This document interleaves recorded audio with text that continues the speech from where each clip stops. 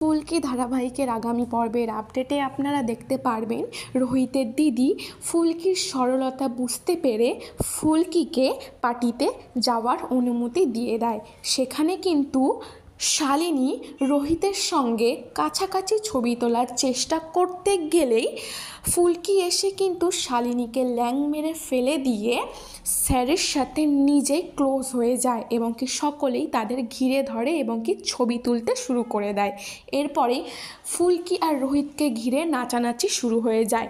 ফুলকির সাথে নাচ গানে মেতে ওঠে রোহিত স্বপ্ন দেখে ফেলে ফুলকিকে নিয়ে। এরপরেই কিন্তু পরিবারের সকলের নাচ গানে মেতে ওঠে।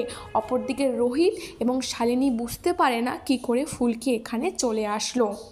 নাচতে নাচতেই স্বপ্নের দেশে খোয়ে যায় ফুলকি আর রোহিত যে ফুলকিকে ভালোবেসে ফেলেছে সেটা বুঝতে পারে রোহিত। অপরদিকে নাচ গান শেষ হলেই ফুলকি কিন্তু শালিনীর মুখে ঝামা ঘষে দেয়।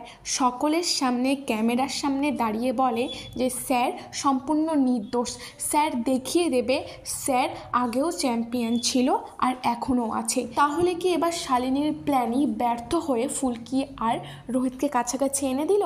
আপনাদের কি মত অবশ্যই জানাতে পারেন।